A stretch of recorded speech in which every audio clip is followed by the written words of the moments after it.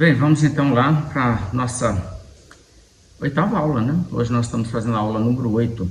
E hoje nós vamos tratar sobre o que é um judeu ou o que é Israel.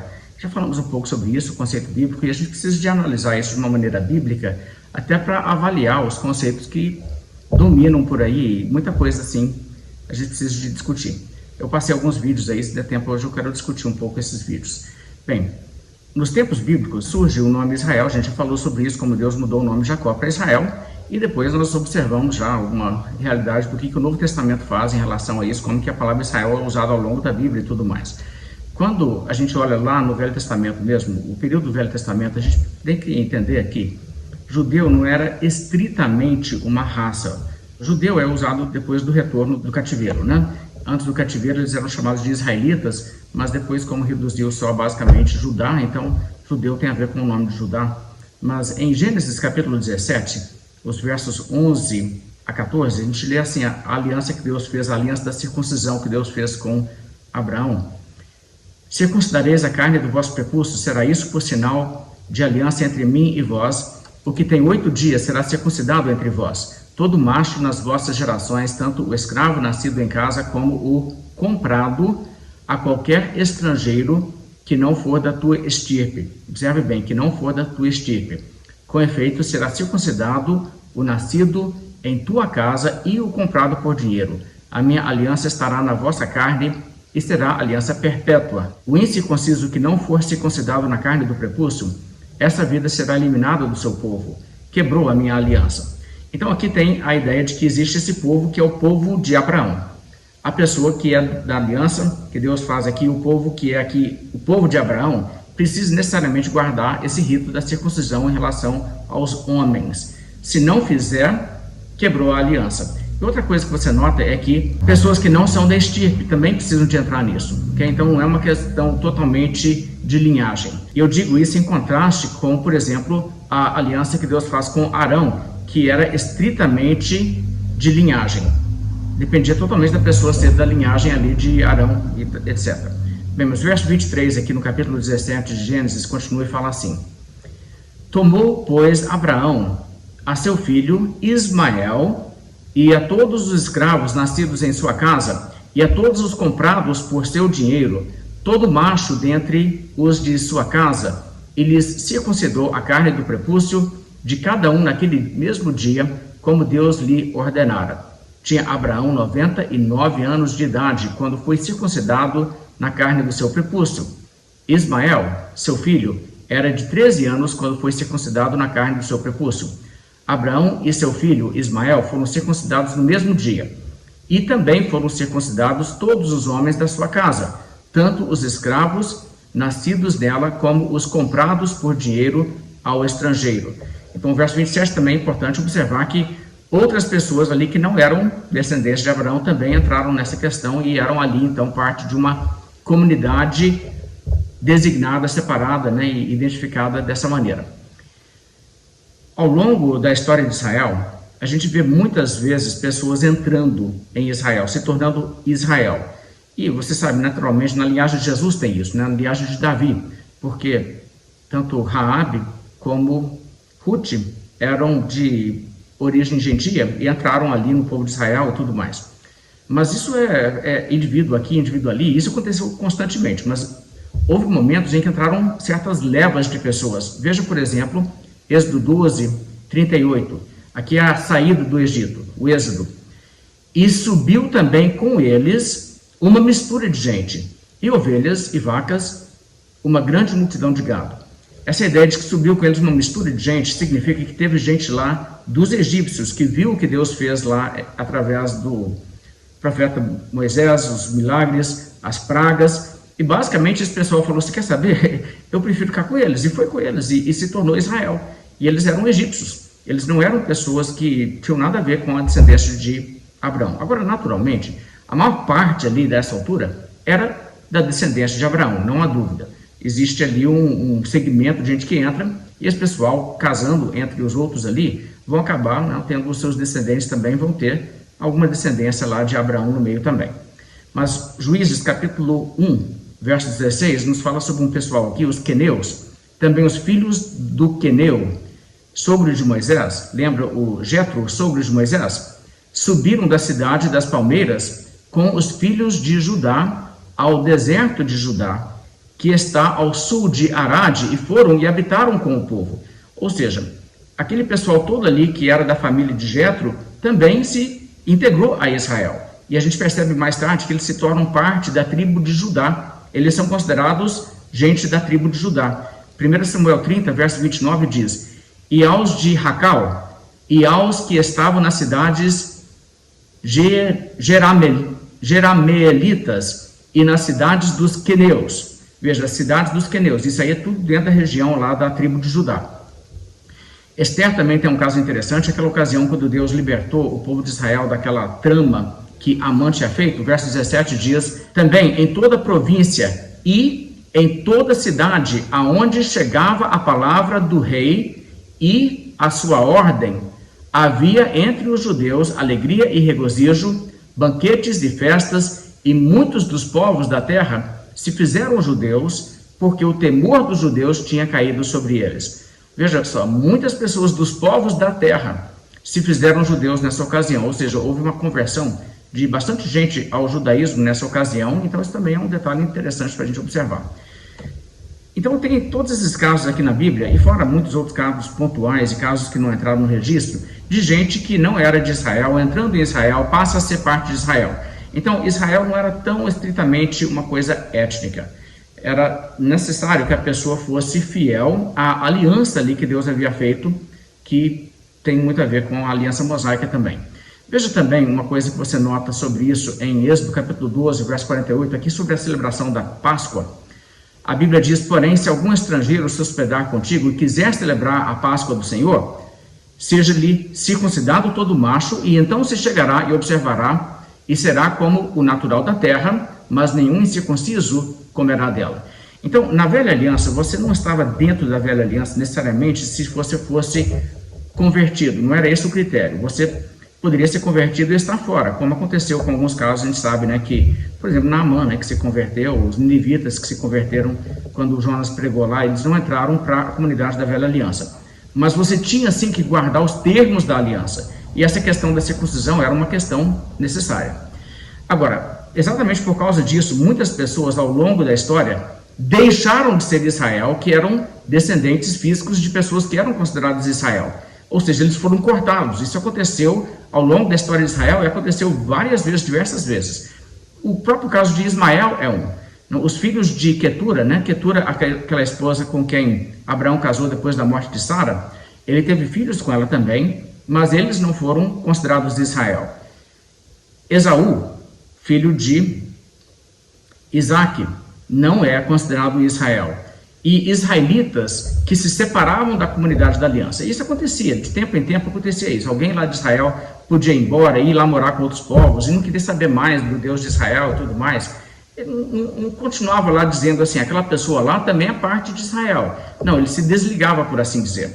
E a mesma coisa também é o caso com as 10 tribos. Quando Deus definitivamente arrebentou com o Reino Norte por causa da sua desobediência, aquelas pessoas então foram espalhadas entre as nações em grande medida.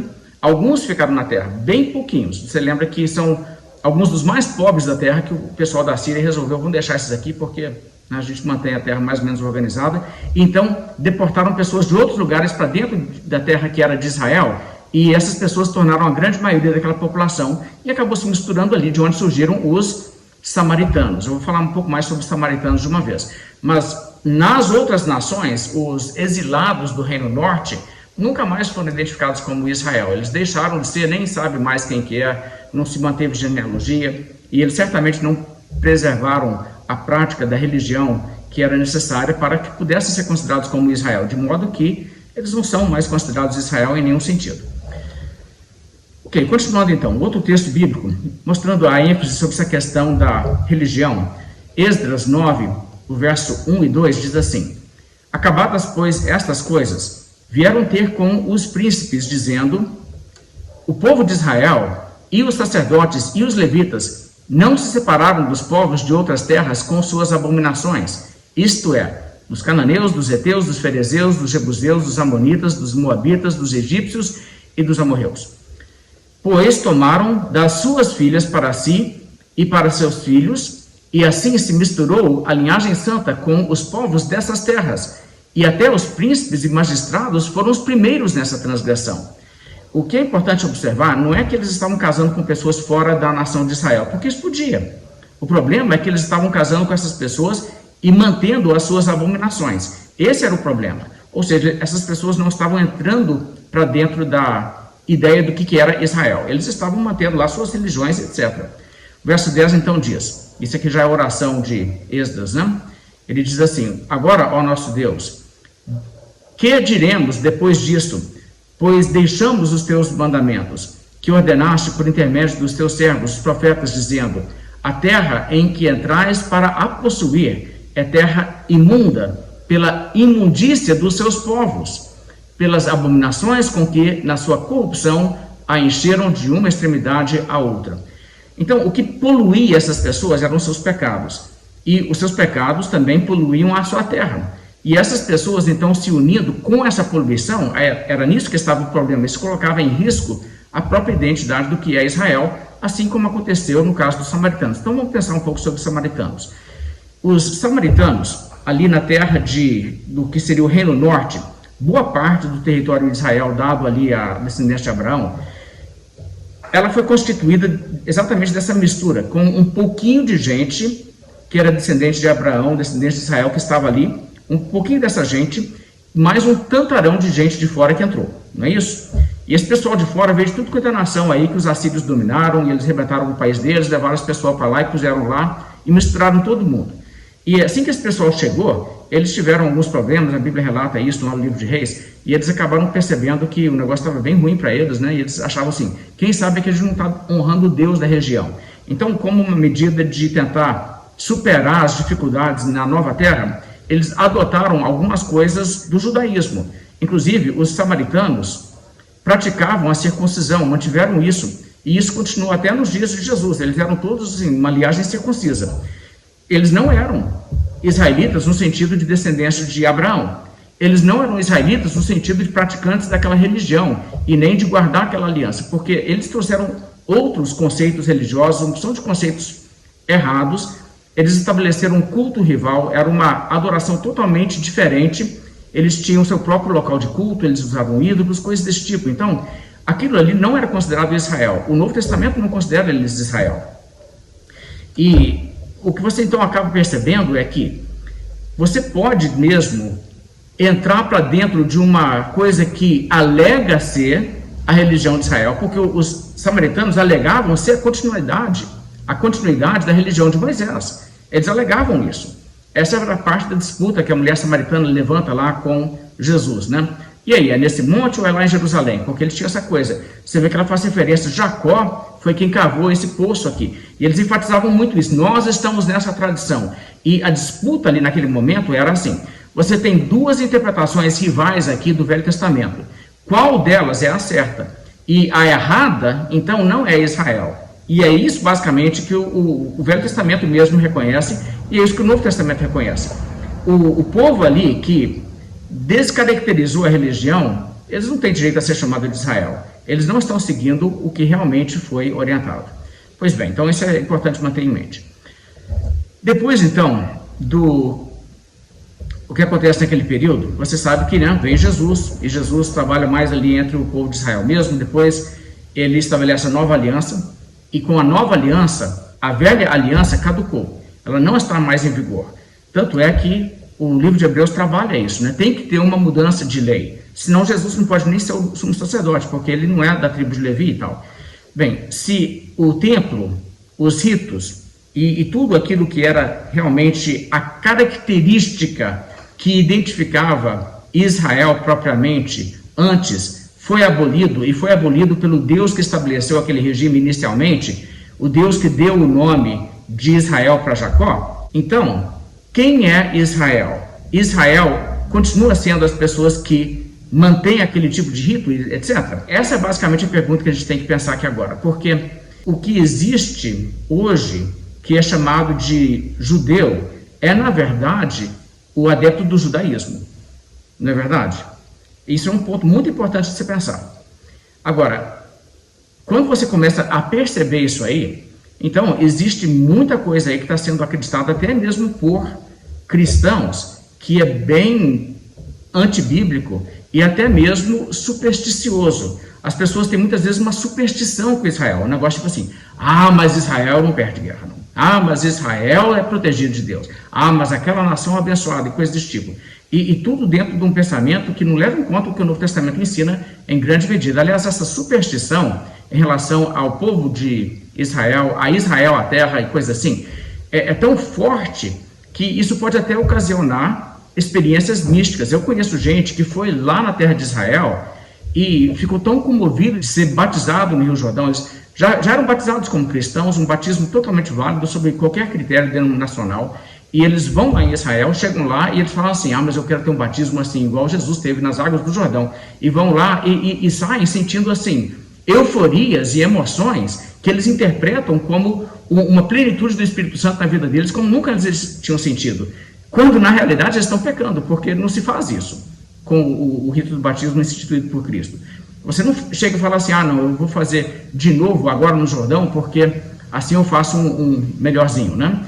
Então, esse esclarecimento aqui é muito necessário. O judaísmo e o cristianismo são, a partir do momento que Cristo veio, interpretações rivais do verdadeiro sentido do Velho Testamento, assim como é o caso de samaritanos e judeus no momento em que Cristo nasceu no mundo. E você precisa de ficar atento aqui ao que estamos falando, porque ambos, o cristianismo e o judaísmo, afirmam que creem no Velho Testamento, mas discordam na sua interpretação e na sua intenção teológica. Então, isso é uma realidade, você não tem como contornar, você tem que encarar essa questão. Se o cristianismo é real, então o judaísmo é uma perversão do sentido do Velho Testamento e, na verdade, é uma seita. Agora, por outro lado, nós acreditamos, então, que o Novo Testamento é válido e que ele mostra o ensinamento correto do Velho Testamento. Você tem que lembrar que Jesus disse coisas assim, em relação às pessoas que praticavam o judaísmo nos seus dias e não estavam reconhecendo nele o Messias. Ele disse, se vocês crescem realmente em Moisés, então vocês creriam também em mim, porque ele falou a meu respeito. Jesus falou com todas as letras que, na realidade, aquelas pessoas do judaísmo em Israel que não creram nele, não criam em Moisés. O problema deles não é que eles criam no Velho Testamento e nós cremos no Novo. Eles não creem no Velho.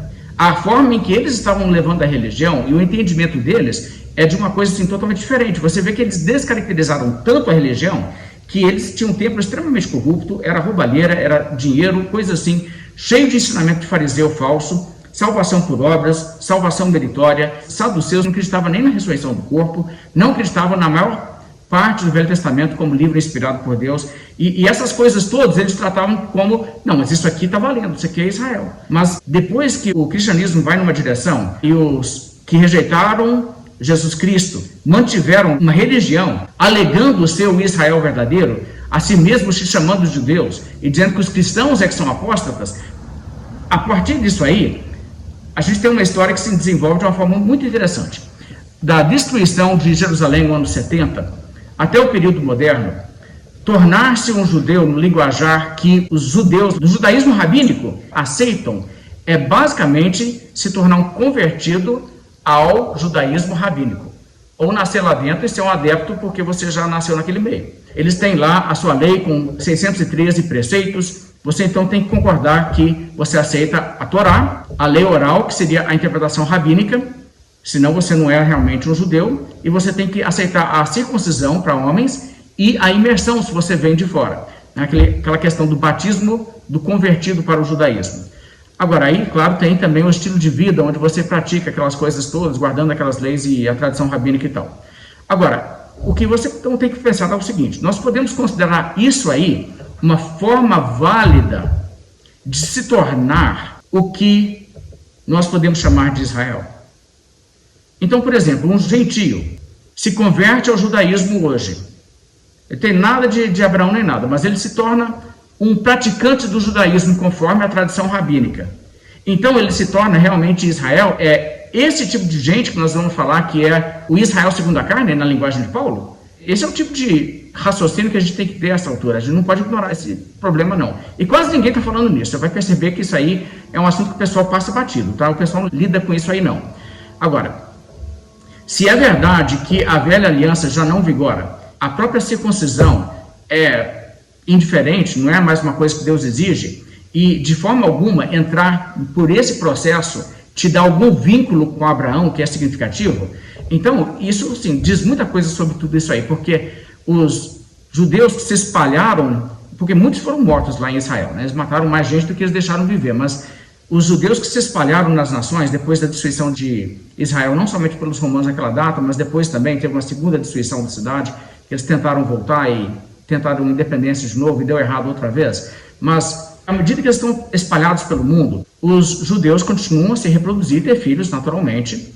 Eles perdem muito ali a sua ligação com a terra, porque eles estão expulsos de lá, e eles começam a se misturar com outros povos para onde eles vão.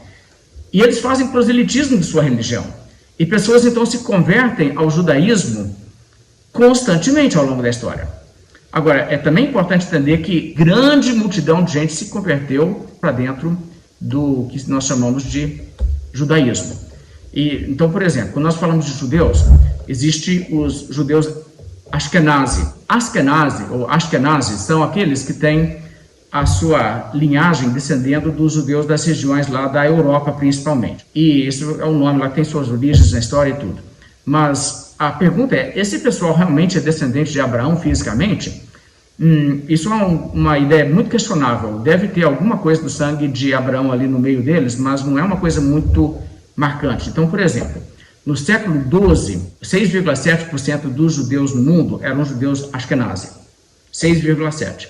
Mas, já em 1965, eles eram 86% dos judeus no mundo. Ou seja, eles cresceram muito à medida em que outros diminuíram. Eu quero então trazer algumas informações aqui que vocês precisam de conhecer, que são informações históricas. Muita gente não sabe disso, não é conhecedor muito de história e não sabe muito sobre a história do povo judeu e etc. Então, vamos lá. No 8º século, alguns judeus estavam no meio de uma região chamada dos Khazars, e isso é a região dos turcos, ok? Então, ali, esse pessoal, no ano de 740, conseguiu converter ao judaísmo o governante dos Khazars, tipo o rei deles lá, né? Eles têm um nome para ele que não é tão bonito assim, vocês vão ver na leitura aqui.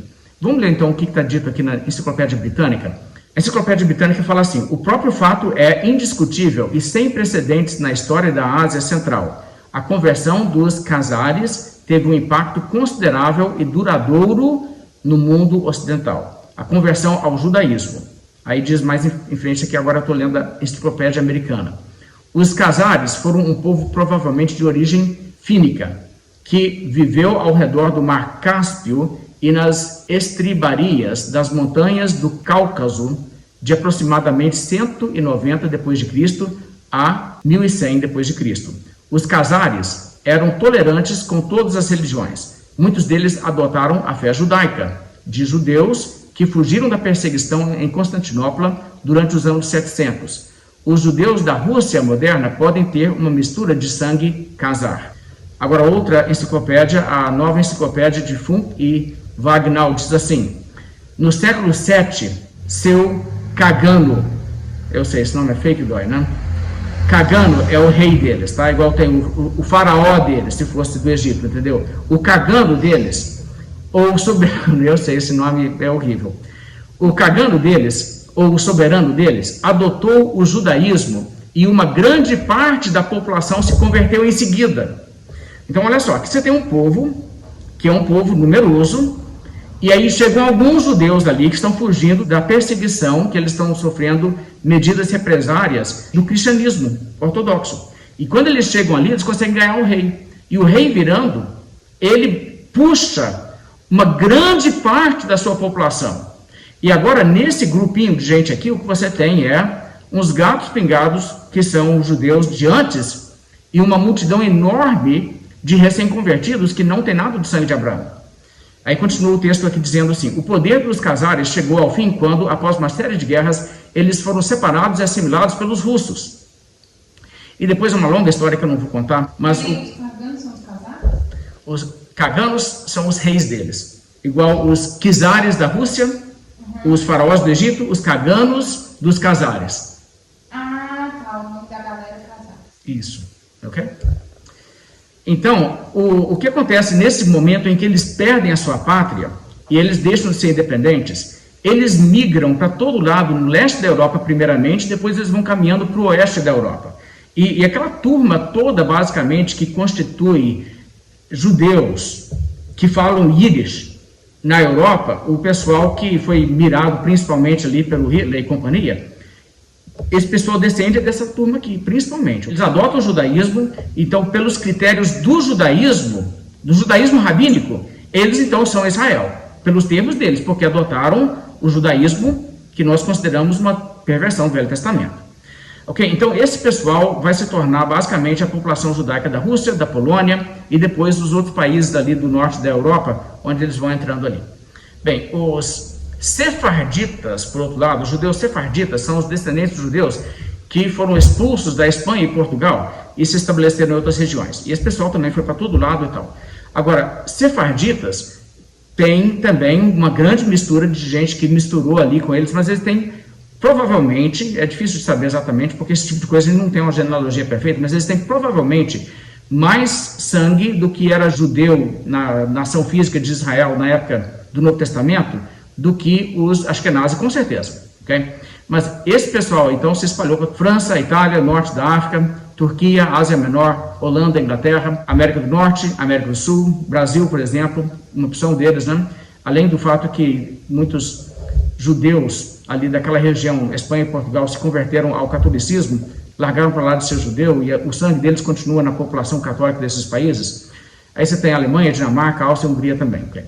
Nos séculos XV e XVI, o centro da comunidade judaica, a comunidade Ashkenazi, moveu-se para o oeste, principalmente regiões do que seria a República Tcheca hoje, a Polônia e a Lituânia.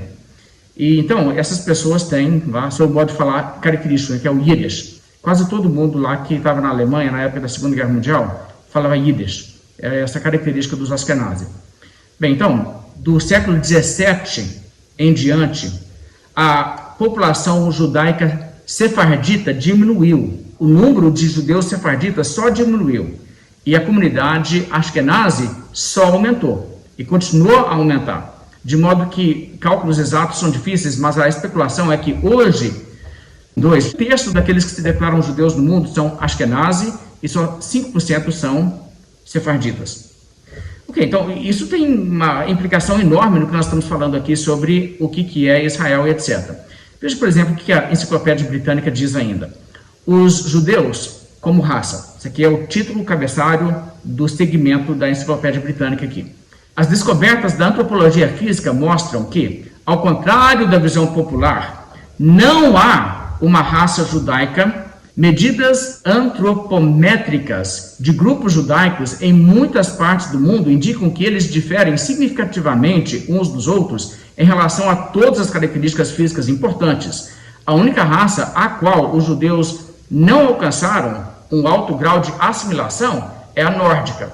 Ou seja, tem judeu com cara de tudo menos de nórdico. Aí quase realmente não tem. Agora, outro livro aqui, chamado Judeus, Deus e a História, diz assim: talvez até 1/3 dos judeus na Itália não eram descendentes de Abraão e Moisés, mas sim descendentes de Rômulo e Remo, ou seja, daquela turma lá de italiano mesmo. Visto que seus antepassados eram ex-pagãos que se converteram ao judaísmo até o ano 100 depois de Cristo. A história era semelhante na França e na Alemanha. Ou seja, os judeus dessas regiões eram, em grande medida, gente que resolveu, vamos converter para a religião dos pessoal, eu gostei da sinagoga, vamos lá com eles. Uma mulher chamada doutora Camille Honest, na verdade, o sobrenome dela, pronúncia seria Honest, uma autoridade judaica e editora de uma publicação judaica que estudou tipos de comunidades judaicas em 5 continentes, disse o seguinte: é pura bobagem e também não é científico falar de uma raça judaica. Os judeus não pertencem a um único grupo homogêneo. Então, outra coisa aqui. Agora, o antropólogo Dr. Ashley Montague disse que os judeus são provenientes provavelmente de fontes mais heterogêneas do que qualquer outro povo identificável no mundo. Ou seja, alemães e japoneses são muito mais homogêneos do que judeus. Então, por isso, eu quero que vocês deem uma olhada agora nas fotos. Veja a diversidade de aparência física que você tem de judeu. Basicamente, os judeus em Israel hoje estão, né, os que migraram para lá, eles têm as caras da região de onde eles vieram. Você olha e você fala assim, esse cara deve ter vindo lá da região do Irã, né? Tem cara de um iraniano. Aí você vai ver, é de lá mesmo. Esse aqui não, esse aí deve ter vindo tipo assim, Rússia, Europa ou Estados Unidos, qual que é o caso dele aqui? É exatamente, entendeu? Você consegue matar isso aí. E tem até gente lá na África, que se converteu ao judaísmo e adotou o judaísmo e procurou saber como é que faz o judaísmo. Então tem negros africanos que também se consideram Israel, eles se consideram judeus. E são aceitos pelos critérios que o judaísmo estabelece, porque o judaísmo estabelece o que você tem que ser para ser Israel. E são os termos que, basicamente, né, nós diríamos que é você entrar para dentro de um movimento que não seguiu corretamente a Bíblia. O Estado de Israel, por exemplo, ele concede cidadania automática a um imigrante se ele for nascido de mãe judia, dentro daquelas considerações históricas de como você se torna um judeu, ou que tenha se convertido ao judaísmo. Se você fizer todo o processo ali certinho, se converte ao judaísmo, então você pode se tornar também Israel no conceito que eles têm. Bem, isso é informação assim, muito pertinente nessa discussão toda. E eu quase não vejo ninguém falando sobre isso. Eu não sei se o pessoal simplesmente não conhece a história, ou se... Eu não sei qual que é o problema aqui, mas isso aqui é o tipo de coisa que a gente tem que tratar. O que é, então, o judaísmo? O judaísmo de hoje é uma turma de gente que acredita que os livros do Velho Testamento, lá os 39 livros, são a palavra inspirada de Deus, e eles acreditam naquilo ali? Não, na verdade, do que é chamado de judeu hoje, inclusive na terra de Israel, cerca de 15% apenas é realmente praticante da religião. Virou muito mais uma sociedade. Você tem muito judeu que é ateu, mas ele não deixa de ser considerado judeu, não deixa de ser considerado Israel por causa disso. Você vê que por onde eles foram, eles agregaram para dentro as ideias dos povos com os que eles se misturaram, igualzinho os samaritanos fizeram. Não tem mais o que falar senão exatamente isso aí. E eles têm tudo quanto é ideia errada de ateísmo, agnosticismo, a magia, cabala, não sei lá o que, tem tudo quanto é ideia que é louca, que não tem nada a ver com propriamente o que seria considerado seguir a palavra de Deus, aquela parte lá do Velho Testamento. Então, quem é Israel hoje? Quem realmente é Israel? Quem é judeu propriamente? Ok, pense na seguinte questão. No momento em que Natanael se converteu, lembra Natanael? Jesus disse quando encontrou Natanael, eis um verdadeiro israelita em quem não adoro. Ok, um verdadeiro israelita, conforme Jesus, porque ele já era convertido. Ele tinha se convertido realmente antes, ele tinha sido regenerado, ele tinha colocado sua fé em Deus como Salvador, e aí ele conheceu Jesus porque, né, Jesus estava, naquele momento, se apresentando a Israel. E quando ele viu Jesus, como ele era um convertido, uma pessoa com o coração regenerado, ele não ficou em dúvida nenhuma. O Espírito Santo o orientou, e ele imediatamente se tornou um discípulo de Cristo. É o que acontecia com uma pessoa regenerada. Quando Paulo, por exemplo, e Barnabé e Silas e tal, foram pregando em sinagogas dos judeus pelo mundo, quem ali era salvo, quem era regenerado, só não sabia que tinha chegado o Messias, ouvindo a mensagem, o Espírito Santo testificava neles. E eles criam. Eles não ficavam tipo assim, ah não, rejeita esse cara aí, esse aí não, e perdi a salvação. Não teve isso não, gente. Então olha só, o que a gente tem que entender é que se a gente aceita essa definição aí de Israel, a gente tem que entender que Natanael, quando ele viu Jesus e disse, eu acredito sim que Jesus é o Messias, né? Tu és o Messias, ele disse, e seguiu Jesus. Ele deixou de ser Israel. Olha que loucura. Quer dizer, isso assim, é simplesmente loucura. Quando Natanael se converteu, ele não deixou de ser parte de Israel. Quando ele se converteu, ficou confirmado que ele era verdadeiramente Israel. E isso é a única coisa que faz sentido à luz do ensino do Novo Testamento. Agora, vamos analisar a fala do Franklin no livro, que eu compartilhei mais cedo no grupo. Isso aqui me doeu tanto quando eu li, porque você vê que o que Franklin está acreditando é basicamente a crença dos praticantes, dos adeptos do judaísmo, que se alguém se torna cristão, ele deixa de ser Israel. Ok, tipo assim, né? Isso para mim é igual falar assim, ou lá atrás, na época em que Deus mudou o nome de Jacó, ele errou. Porque antes Jacó não era convertido. Quando ele foi convertido, Deus mudou o nome de Jacó para Israel. Tinha que ter sido o contrário, porque o dia que uma pessoa converte, ele deixa de ser Israel. Está vendo como que isso inverte totalmente a ideia da Bíblia? Bem, vamos lá, ver o que o Franklin falou aqui. E tem coisa boa no livro, tá? Não sou totalmente contra o que ele diz no livro, não. Mas isso aqui me dói bastante. E o conceito que ele tem de Israel, do início ao fim, é esse conceito que o judaísmo nos apresenta e no blefe tenta induzir que a gente aceite. Franklin escreveu: nesse sentido, o supersessionismo pode ser rotulado como uma teologia cristã de limpeza étnica que estigmatiza os marcos de fronteira judaicos, incluindo aqueles que são mencionados nas Escrituras como ordenados por Deus, levando finalmente à eliminação da presença judaica na igreja.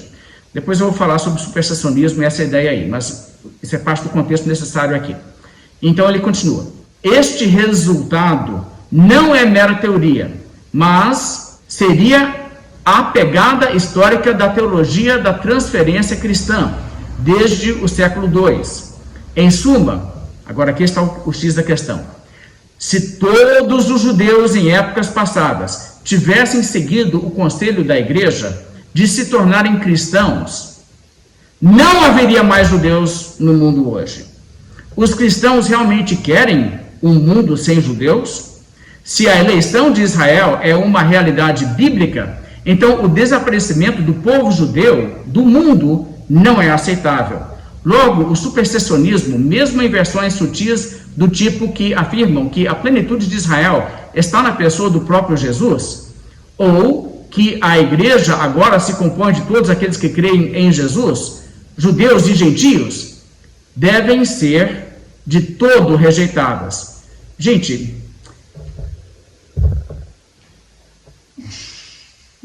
isso é uma confusão enorme. Não faz. E parece até que ele está dizendo, gente, não teria sido bom se eles tivessem se convertido a Cristo, porque Israel tinha assumido. Claro que a gente quer que todos eles se convertam.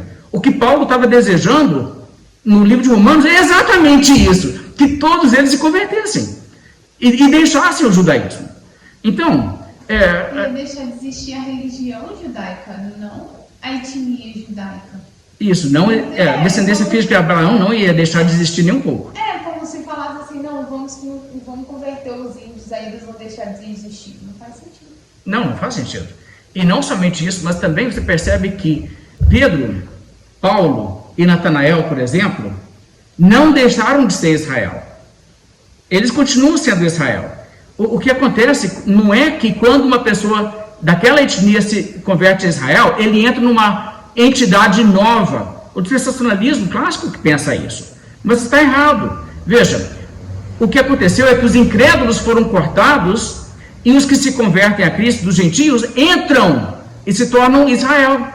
Então, Israel continua de todo jeito. E continua a existir uma nação, mesmo uma nação composta de gente que antes não era uma nação. Então, o Israel, para quem Jesus vai voltar na segunda vinda, é quem crê em Jesus. Nós é que somos a nação santa, nós é que somos aqueles para quem ele volta. E o que tem que ter no mundo, quando Jesus voltar, não é uma nação física de Israel, não é praticantes do judaísmo, é crentes em Cristo, gente. Isso é uma coisa tão básica. Isso que eu estou tentando comunicar aqui através desse negócio. Então, bem, vamos lá. Eu acho, como eu disse, isso é absurdo, porque a definição de Israel que o Franklin está usando, que os dispensacionalistas estão usando, que o John MacArthur está usando, que o outro pastor aí no vídeo que eu coloquei para vocês falando sobre os judeus não todos se converter, a definição de Israel que eles estão usando, de onde ela vem? Quem nos disse que a definição de Israel mudou dos tempos bíblicos para cá? Porque nos tempos bíblicos, quando um descendente físico de Abraão se convertesse, ele não deixava de ser Israel, de jeito nenhum. Mas se um descendente físico abandonasse os termos ali de seguir Deus conforme ele requer do seu povo, esse deixava de ser Israel. As pessoas que estão nos informando essa definição de Israel são os judeus incrédulos. O povo, eu estou dizendo o judeu no modo que ele é usado, tá? Mas que prerrogativa eles têm de definir para a gente quem é Israel? Eles não conseguem manter uma aliança que as vincula a Abraão, praticando a forma de judaísmo que eles resolveram é a forma correta de seguir o Velho Testamento. E muito pouco eles conseguem adicionar outras pessoas a aliança que Deus fez com Abraão nesses termos. De modo que esses Ashkenazes e tudo aí, e pessoas até dos sefarditas que nem têm sangue de Abraão e que não entraram no Israel no período ali bíblico, mas que se converteram ao judaísmo que não entendeu o Velho Testamento e não segue nem o Velho Testamento, porque não acredita em Moisés, as pessoas que se entraram nesse movimento religioso aí, não se tornaram por causa disso pessoas, por exemplo, que podem dizer aquela terra lá no Oriente Médio, eu tenho direito a ela, porque eu sou da aliança que Deus fez com Abraão. Como assim? Aquela aliança da circuncisão que já foi abolida. Ela nem existe mais para Deus. Então, é muita coisa assim que a gente precisa de entender. Os adeptos do judaísmo não entendem o Velho Testamento e eles não servem de referência e não é a eles que nós devemos recorrer para resolver uma questão assim sobre quem é Israel. Mas como eu disse, é um blefe, tá? Eles jogam essa palavra, eles usam ela assim, eles se chamam dessa maneira. É mais ou menos igual o testemunho de Jeová, se chama de testemunho de Jeová. Se eu aceitar os termos deles, poxa, então eles é que são o povo de Deus, não é? Eles se chamam de testemunho de Jeová. A Igreja Católica não está dizendo que ela é a igreja que incorpora todos, é a Igreja Católica. E, quer dizer, mas eu vou admitir a definição que eles dão disso, eu vou aceitar que eles me falam o que é a igreja, eles são uma religião apóstata. Então, assim, isso, assim, não sei por que a gente tem essa confusão, sinceramente.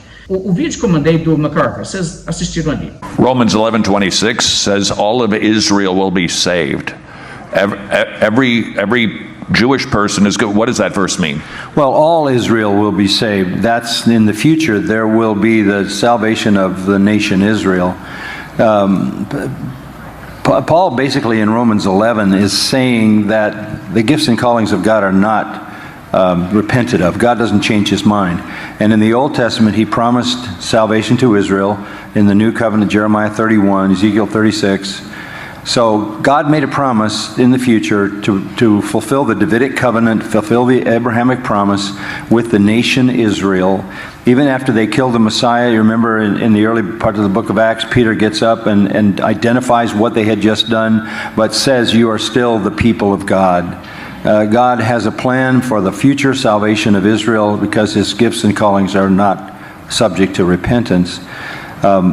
That doesn't mean that all Jews through all of human history will be saved. It means that there will be a time in the future when the nation Israel believes and is saved. And that is described in detail in the book of Zechariah, when they look on the one they've pierced, mourn for him as an only son, and a fountain of forgiveness and blessing is open to Israel. And then it follows into the kingdom. It's my conviction, I don't know if you've read the book I wrote called The Gospel According to God, but Isaiah 53 will be the confession of the nation Israel when they are saved, because it's not really a prophecy. Isaiah 53 is not really a prophecy of the life of Christ, because all the verbs are in the past tense. He was wounded for our transgressions, he was bruised for our iniquities. So if Isaiah is prophesying something in the future, why is it all in the past tense? Because what he's prophesying is the future salvation of Israel when they look back and say, he was wounded for our transgressions, he was bruised for our iniquities, and by his chastening we have shalom with God. So that whole 53rd chapter is a confession of Israel, which they will come to by the Spirit of God when they look on the one they've pierced, mourn for him as an only son, and understand what his life and death meant for them. The prophets also say that 2/3 of the Jews will be purged out, but there will be a future salvation of living Jews who make up the nation Israel. And I think it's described in beginning detail in the book of Revelation when you have a revival in the city of Jerusalem during the tribulation. So are you suggesting that the church isn't Israel? No, the church is not Israel because they're separated. The church and the Church of God and Israel are two separate entities. Here's the problem. You're talking now about supersessionism. You're talking about the idea that all the promises to Israel has forfeited by its disobedience and are now belonging to the church. The Bible doesn't allow that. Romans 11 does not allow that. That's the very verse you're talking about. The promises God made to Israel, he will fulfill to Israel. So to make the church the recipient of promises given to Israel splits the Old Testament verses. You can go all the way back to Deuteronomy, back to the mountain Ebal and Mount Gerizim, where God says, obey me and you'll have blessings, disobey me and you'll have curses. So I remember being in Jerusalem and hearing a Reformed preacher there say, all of the curses came on national Israel, all of the blessings come on the church. Well, I mean, it's one thing to say that, it's something else to come to Jerusalem and say it. And he was, by the way, followed up by Dr. Charles Feinberg, who was my mentor, who was so outraged, he got up after that and said, well, it's wonderful that we all gather together to tell the Jews that they're getting nothing but the curses. So the future kingdom of Israel will bring about the salvation of the nation Israel, and that's what Jeremiah is talking about when he says, I'm going to give you a new heart and a new spirit and write my law in your hearts, and that's talking to Israel. Yes, I believe in that. You know, I love the fact that R.C. affirmed that based on Romans chapter 11, the future salvation of the nation Israel. It's inescapable because it's in the text. You know, we get in trouble when we superimpose systems over the text, but if we let the text speak, it's amazing how we all end up at the same place. O MacArthur faz uma coisa interessante, ele coloca uma declaração interessante. É claro que ele aceita a visão que o dispensacionalismo tem, que admite como a definição de judeu de Israel aquilo que o judaísmo alega. E quando ele então entra nisso, é claro que ele interpreta muita coisa do Velho Testamento como se aplicando a esse grupo que é adepto do judaísmo. E então, ele conta o caso lá de como lá em Israel teve um momento lá onde um pregador reformado foi lá e falou para os judeus que os judeus estavam sujeitos às maldições da Bíblia, mas que as bênçãos só realmente são reservadas para quem é a igreja de Cristo. E o professor dele, o Dr. Feinberg, um dispensacionalista, foi lá e em seguida e reprovou e falou assim, é um absurdo você vir aqui e falar isso na frente dos judeus. Porque o que o Feinberg disse é basicamente que eles são um povo escolhido por estarem no judaísmo. O judaísmo os vincula com Deus de uma maneira especial. É um negócio muito estranho isso, porque o dispensacionalista sempre acredita que ele está na última geração. Desde que o dispensacionalismo começou é assim. Então, o dispensacionalista hoje acredita que ele está... claro que ele não afirma isso, ele não marca data, mas as configurações que se veem no mundo sempre são apresentadas como sendo as ideais para que finalmente se cumpram as profecias. Então, nesse sentido, o que acaba acontecendo é que eles acham que a igreja vai ser tirada, arrebatada, e Deus vai converter os judeus todos. Então, de certa maneira, é muito bom ser um adepto do judaísmo, porque você entra numa categoria especial que vai se converter de um jeito ou de outro, entendeu? E quase assim, salvação garantida se você for praticar o judaísmo. E é um negócio bizarro isso. Agora, é claro, como isso começa a trazer implicações do tipo, mas então, a gente nem precisa se preocupar muito com eles, porque já tem meio que salvação garantida, não? E também nós não queremos converter eles todos, porque se a gente conseguir converter eles todos, acaba Israel. Acaba, né, o povo para quem Jesus vai voltar para converter. Então, aí lascou. Então, a gente não quer isso. Mas uma coisa, então, que eles sempre acabam falando é que na tribulação, uma grande parte dos judeus vão morrer. A gente depois vai ver isso com mais detalhe. Eles falam assim, não, você não pode descansar, pensar assim, meu amigo judeu, tá tranquilo então, que depois que Jesus me arrebatar e eu for embora, aí a salvação dele está garantida. Mas e se ele morrer na tribulação? Porque muito judeu vai morrer, então tem isso. Então é bom evangelizar aí sim, entendeu? Então, quer dizer, é sempre uma coisa assim, é muito incoerente, gente, não é isso que no Testamento ensina. É um remendo de teologia, né? É bizarro. Agora, uma coisa que me chamou a atenção no vídeo do MacArthur é que ele fala de Isaías 53, do fato de que porque está no passado, isso precisa ser algo que um judeu vai dizer a respeito de Jesus, sabe? Ele sofreu por nossas transgressões. Um conceito que é presente no Novo Testamento, que é muito claro, é o conceito de presente profético. Né? Quando Paulo escreve aos Efésios dizendo que eles estão assentados com Cristo, alguns intérpretes vão dizer isso aqui é um presente profético, ele significa a realidade, mas que ainda está para se cumprir completamente. A gente está espiritualmente nessa posição, mas não está finalmente nessa posição, assentados com Cristo no céu. Então, é meio assim, me parece óbvio, eu não tenho conhecimento de hebraico suficiente para isso, mas me parece óbvio que há uma possibilidade de você utilizar o pretérito profético da mesma maneira. Não é porque o texto está dizendo, não é porque Isaías está tendo essa revelação profética como algo no passado, que obrigatoriamente tem que ser um judeu no futuro, olhando para Cristo que morreu no passado, tendo se arrependido dos seus pecados agora e crido em Cristo, porque todo Israel corporativo está sendo salvo. Não faz sentido isso para mim. Eu achei isso uma forçação de barra da parte do MacArthur. Não, pois é. E o MacArthur, é claro que segue a linha do Feinberg. Agora, eu diria o seguinte sobre isso aí. Esse pastor reformado teve uma coragem que pouca gente tem. Porque ele foi lá e disse realmente o que o Novo Testamento falou para esse pessoal. Eles, no judaísmo, não são herdeiros de nada, não. No judaísmo, aquilo não garante para eles nada. Mas se eles se converterem a Cristo, eles entram. Aí sim eles têm salvação. Então, é um negócio impressionante. Mas como eu disse, tem muita superstição sobre Israel. Do tipo, por exemplo, você tem essa superstição que pessoas dizem coisas assim: os judeus são uma coisa única na história. Não tem um outro povo que viveu, sobreviveu. Pera lá. Os egípcios ainda existem, ok? Ainda existe um povo chamado egípcio. Eles perderam sua língua porque o Islã impôs sobre eles a língua árabe. Mas, no entanto, ainda existe uma nação chamada Egito, e uma boa parte daquela população é realmente a sequência genealógica de quem era Egito nos tempos bíblicos. Claro que eles estão espalhados também, a gente foi para todo lado, outras pessoas chegaram e tudo mais, teve muita troca de coisa. Mas a base da população ainda é. Tanto é que você pode olhar as pirâmides do Egito e ver mais ou menos como que era a cara do pessoal, olhar aqueles faraós, aquelas estátuas, e olhar o pessoal que tem lá, e é aquilo mesmo, entendeu? Eles têm aquela cara ali. Agora, por outro lado, e os ciganos? Os ciganos são uma coisa muito semelhante, porque os ciganos são um grupo que sai lá da Índia, sai migrando pelo mundo sem terra, e onde eles passam, eles são perseguidos, são maltratados, que eles são meio sempre os intrusos, que têm costumes diferentes, e eles têm coisas desse tipo, e agora eles, por onde eles passam, eles misturam também, e outras pessoas entram. Então você tem cigano com tudo quanto é aparência física.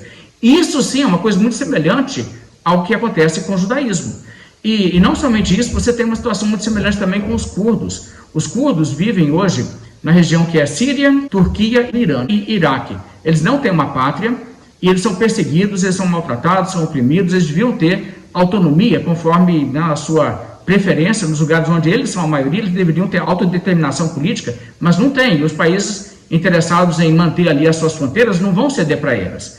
Mas a realidade é que ali você também tem um pessoal que tem sido muito maltratado por ser uma minoria. Então, o que aconteceu com o povo do judaísmo pelo mundo ao longo da história é muito basicamente isso aí. É ser tratado e rejeitado dessa maneira. Por quê? Porque você não assimila a cultura dos outros, você se identifica como um povo à parte, e o ser humano é cruel com esse tipo de coisa. E não se esqueça que nos campos de concentração nazista, eles também mataram 900 mil ciganos. Eles mataram uma enorme quantidade de ciganos, quase 1 milhão de ciganos. Porque eles eram ciganos, um pessoal diferentão ali. E não tinha as características físicas que eles achavam também que eles queriam por motivos raciais. Então, quer dizer, essas coisas assim, você precisa de levar em consideração. O caso lá de Israel não é um negócio tão, assim, Deus preservou Israel de uma maneira miraculosa, é o único caso no mundo. Quando Frederico o Grande, rei da Prússia, abordou o capelão dele, perguntando para ele sobre provas da veracidade bíblica, o capelão falou: eu posso provar que a Bíblia é verdade com uma única palavra. Aí a palavra, ele falou, é Israel.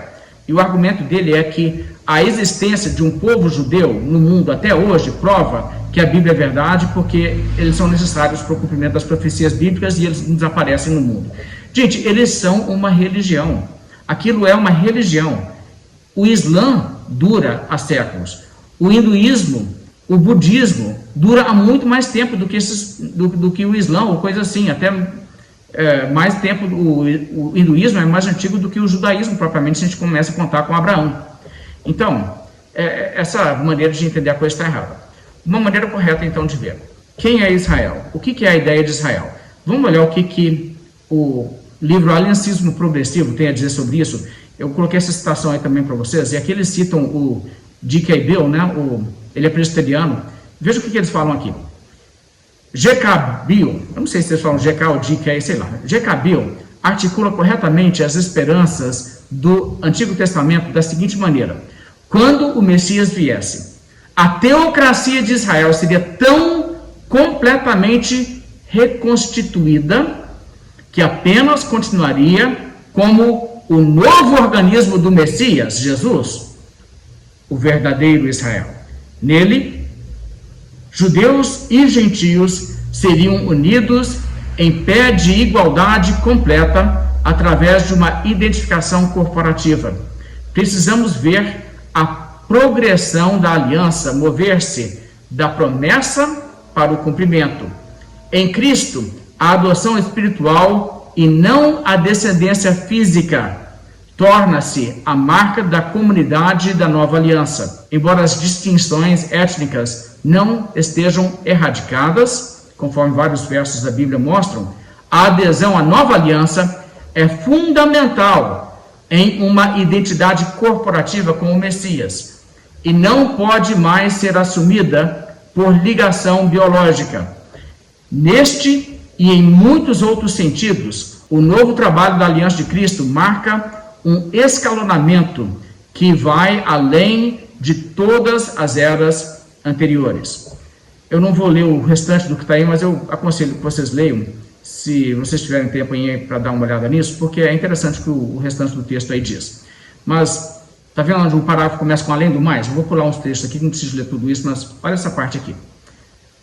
Além do mais, o princípio genealógico não está mais em operação, uma vez que Jesus, o Messias, não teve filhos físicos, mas ainda assim goza de posteridade. Isaías 53, 10. A posteridade de Jesus é o povo salvo. Isso é um texto do Velho Testamento das profecias messiânicas que os dispensacionalistas não interpretam literalmente, graças a Deus.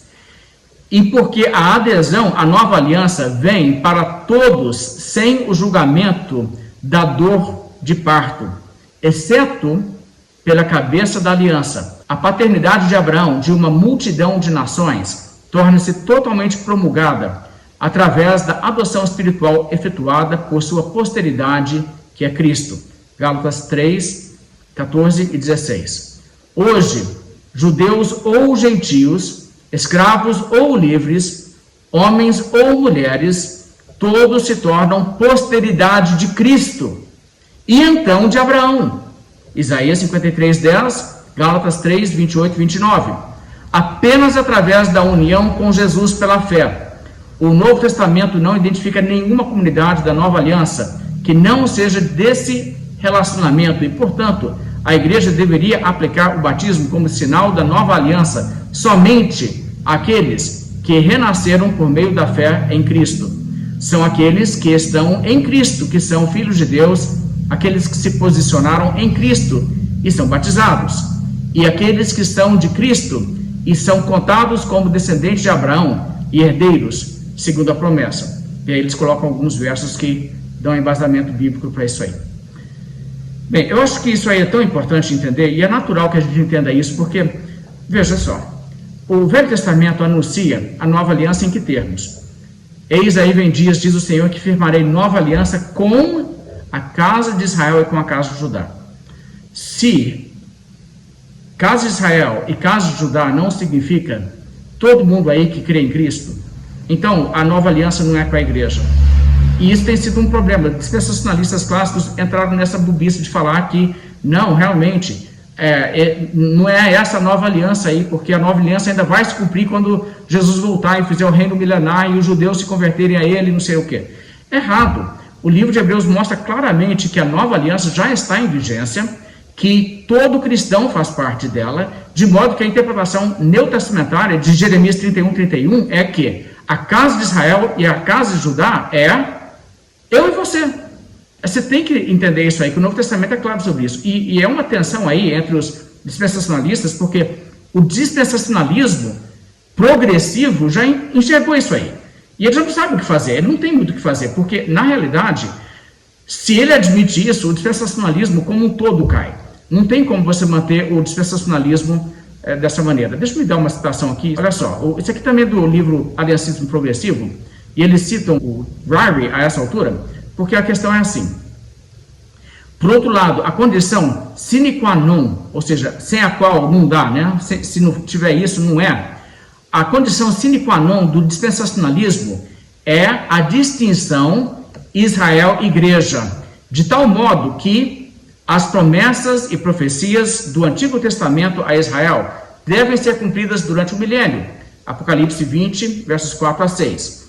Distinguir Israel e a Igreja de forma consistente com a existência futura de uma Israel nacional, política e étnica e agora entre aspas, citando o Charles Ryrie, é provavelmente o teste teológico mais básico para saber se uma pessoa é ou não dispensacionalista. Esse é o Charles Ryrie escrevendo sobre dispensacionalismo, e é o dispensacionalismo revisado, o tipo de dispensacionalismo do Charles Ryrie. Mas a definição de Israel que ele adota é a mesma definição que os adeptos do judaísmo estão pregando. E o Novo Testamento não se harmoniza com esse tipo de linha de entendimento. Bem, vamos então fazer o seguinte, eu vou parar por aqui, e nós vamos ainda falar um pouco mais sobre a questão de Israel, e depois nós vamos lidar com os textos lá de Romanos também, mas eu acho que esse tipo de pano de fundo, esse conhecimento histórico e esses assuntos assim, a gente tem que saber um pouco disso aí para a gente entrar corretamente na leitura de Romanos, né? Porque senão a gente entra com uma série de preconceitos que a gente não quer